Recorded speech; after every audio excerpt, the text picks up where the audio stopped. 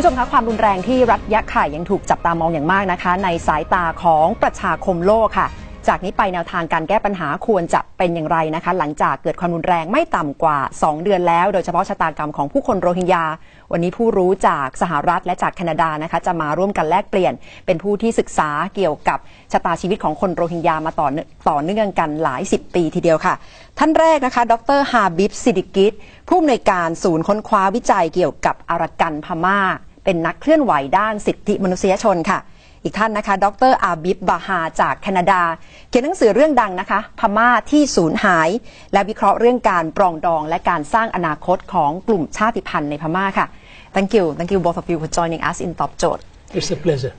With the recent movement regarding Rohingya issue, the OIC has just been granted by President Thein Sein to send a team of OIC team to provide needed assistance in Rakhine State. Is it too late, too little? It's better than nothing. Let's put it that way. Myanmar has been a very closed society for many years. It has not allowed any foreign journalists. Even they have taken out the NGOs and other human rights groups that were responsible at one time or another to look after the rights of the minorities. So even though, for example, we would have loved to see that Myanmar government had allowed foreign journalists, including, for example, outside investigators, whether it is from OIC or United Nations or even ASEAN. The point is, it has to investigate as to what caused the latest kind of violence that led to the extermination of so many people. You know. Yes, please. I think it's a small step, but it's a good step because Myanmar didn't allow outside observers humanitarian assistance for a long time, and this type of operation has been going on for a long time, and allowing OIC to distribute humanitarian goods and assistance is a first step, but there is a problem. If those people who are trying to pressure Myanmar government, if they slow down, if they think that's a great one, it's going to be bad. We have to keep up the pressure so that Myanmar opens up, not just in the mainland Burma, but all over. Because in the mainland there is kind of democratic reforms, whereas in Rakhine it's like mobocracy, mob rule. You can't allow that. It has to be, if it is reform, it has to be all over Burma. Yes. Who should be under pressure the most? Myanmar government, Bangladeshi government, or neighbors, ASEAN countries? Who should be the most under pressure? Obviously, it is to start with Myanmar government, because this is where the incident happened. And as Dr. Bahar has mentioned, this was not the first time that this kind of extermination campaign against the Rohingyas have taken place. So it has to start from Myanmar. They have to address why this kind of incident has occurred and how they could probably redress this issue so that it does not become a recurrent issue like it has been going on since, at least around 1948 when the country came into existence. Then obviously, as far as the neighbors are concerned, like Thailand and Bangladesh, who were some of the closest kind of neighbors that had at one time or another allowed some refugees to get in. So they have to also take some responsibility about, addressing the issue. Because if, for example, this refugee problem continues, it's not only a problem for the Rohingyas themselves, but also about the places they go in. Like it creates all kind of problems, environmental, social, economic, political, the total unrest in the region, So all those countries have to really take this matter very seriously. But so far, the reaction of President Thein Sein seemed not quite welcoming. He said Rohingya people should be put in the third country, and UNHCR should come in to help solve the problem. You think does it make sense? Well, you see, Thein Sein is a former military general, and he has civilian dress, but he's all over a military person. It shows from his statement, which is just a carbon copy of what Nevin's generals would have done. So we can't trust him as a babysitter for Rohingya people. He would be seen, the statement he made. If he didn't make this statement, he would be qualified to get a Nobel Prize. You think it's predictable that his reaction is this way? Exactly, that is ridiculous. But the thing is, we have to be very careful. The pressure should be, the question, to answer your question, should be not just on the president. It should be also with Aung San Suu Kyi. Because she's a Nobel Prize winner. Her father was a great Democrat, and she comes from a great family background, and she also has this international award. She personally suffered too in her life, and just her silence makes us very surprised, because Rohingyas, when the military-backed government was not giving them protection, the only shelter Rohingyas could have was the opposition leader and the international conscience that Aung San Suu Kyi provided. And she was silent, and it was like shattering of the whole thing. What can she do more? Well, she said something like ethnic minorities should be protected. But in the beginning, she was saying that she didn't have much information about Rohingya people. It's almost like I don't know my neighbor, or I don't know that I have a brother or a sister, that type of thing. So that surprised us. One more thing, if I can add. When we have a discussion or anything, Rakhine should be brought in the negotiation table, because there is a triangle which is Rohingya, Rakhine, and the Burmese. So if you don't bring one in the discussion table, you ignore a big chunk of it. So Burmans, which is the majority group, which is trying to control or dominate Arakan, and by doing favoritism to the Rakhines, which is which works like Rakhines have hijacked the whole Burma by saying we are Buddhist, we are racially the same type of people. But in a democratic country, you can't do like that. So Rakhine has to be brought in always. In my opinion, the issues around how, for example, Thein Sein reacted to the whole thing, saying that, okay, let's put this Rohingya issue as a third world, they can go to a third country, or, for example, UN should take care of them because we simply don't recognize them. This particular theory or this particular statement is very problematic, is very criminal, because you are saying that, okay, here is a person who was born and brought up, but now that he is a Rohingya, he has no right. So it violates several principles within the Universal Declaration of Human Rights, especially Article number 15. And then there are so many other things in relation to United Nations, other kind of laws. For example, there are rights of children, there are rights of other things, associated with women and other things. But by denying all those things, so the government is saying, okay, you are not welcome and we don't accept you, no matter how you look at it. Okay, so it's very similar to ethnic cleansing, nothing short of it, because ethnic cleansing uses the same formula. For you, it's genocide. I would consider it as such, but it's a slow one, calculated one. They come in burst, then a pause, then it continues for several, after a few years again. How can we reverse that flow? History has been rewritten. If you check the Rakhine history, they had a kingdom. When there is a genocide, there are preconditions to have a genocide happening in a country, and there has to be a kingdom, and the people lost it, and they want to go back to that kingdom. So Rakhines are trying to get back to that independence, and Rohingyas are the first target to get rid of them, and they claim the entire place as their own.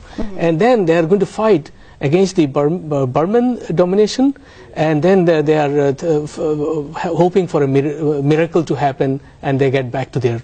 So for now, they are fighting against the Rohingyas to claim the entire place for themselves.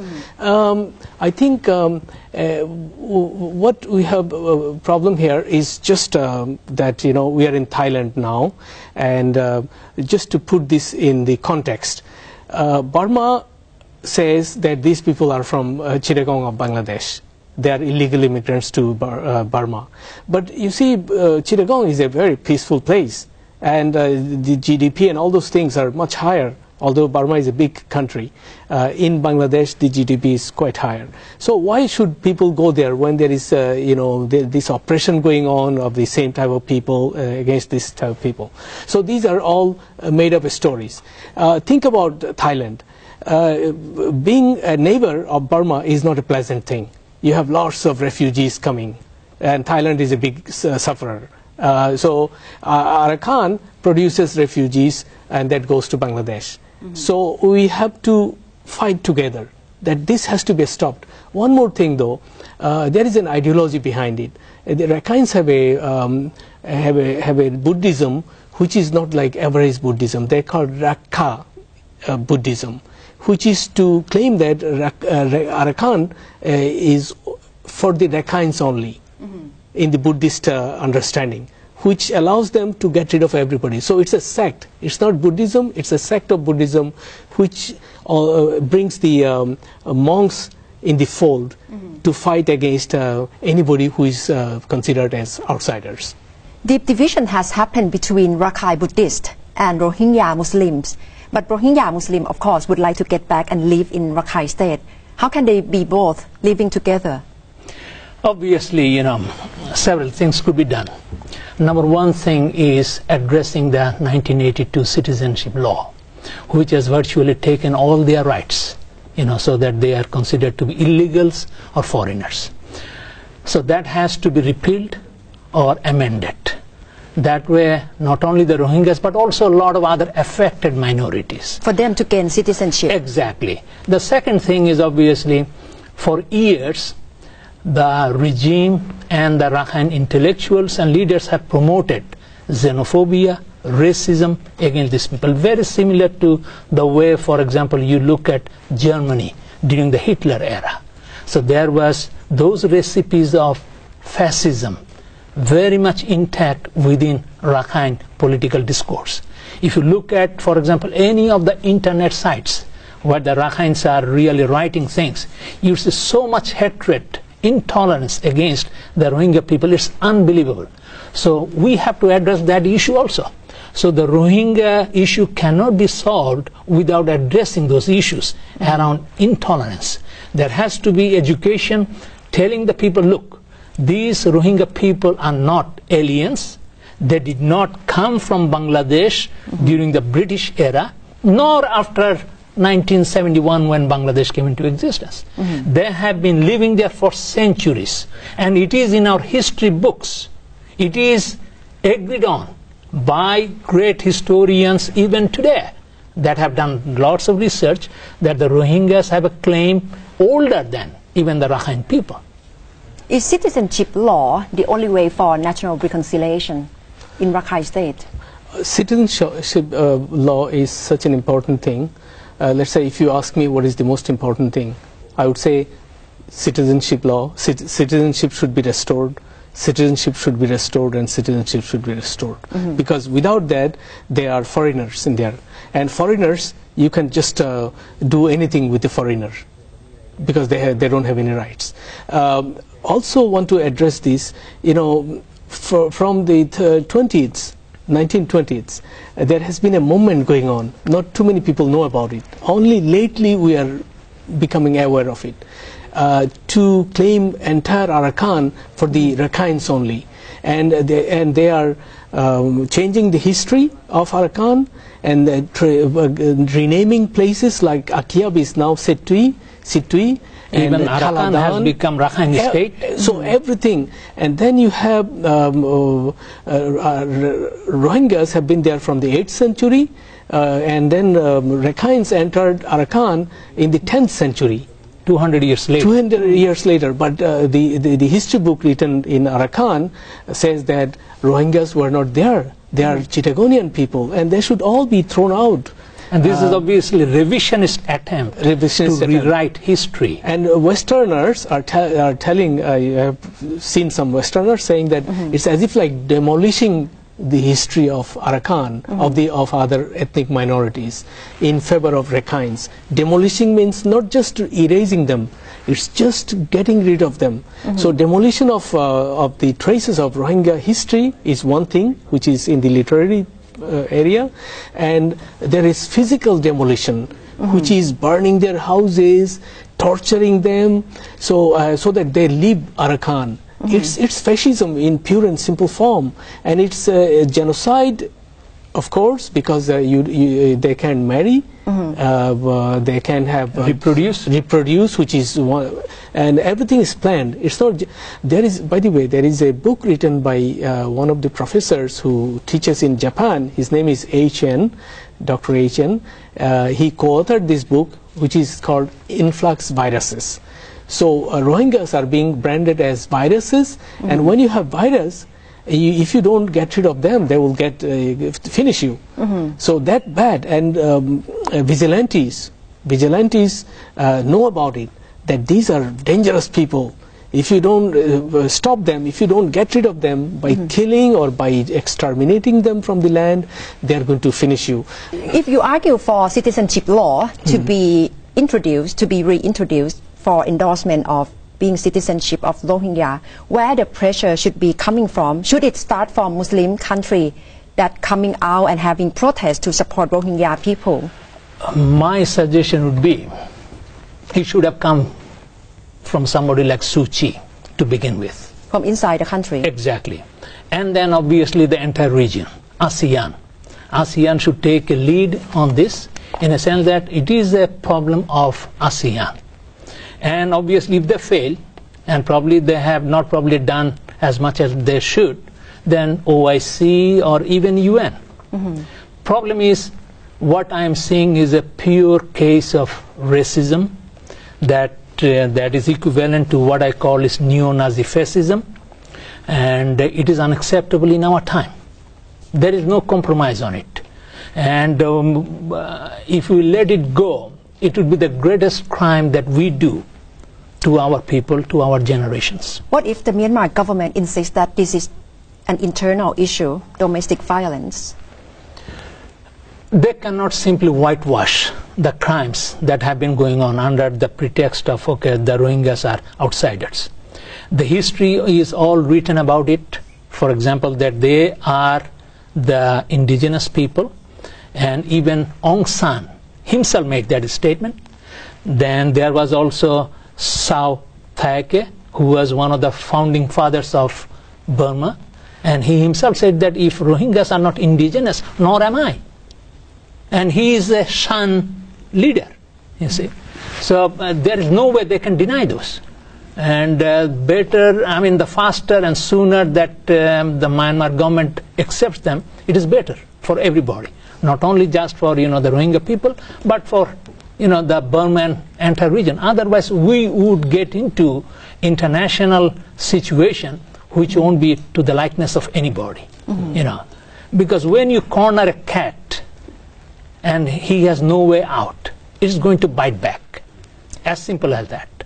If the change has to start from inside the country, from internal politics, what do you see the possibility of opposition party and LD party moving from inside the country? Will it be possible? It is possible, and it was the expectation from us that Aung San Suu Kyi would be dealing with it, especially because she has been very vocal about human rights and all those things. Talking about citizenship law, Rohingyas were declared stateless on the basis of 1823 law, 23 date, that they entered Burma with the British occupation, and they came with them. Whereas the fact of the matter is that Rohingyas were there. A British historian interviewed some Burmese people, and they said they are Rohingyas inside Burma, and it was in 1799. So if 1823 is the date when Burma was polluted by European or white people entering Burma with some brown people from India or Chittagong, Burma was already polluted because Rohingyas were there in the year 1799.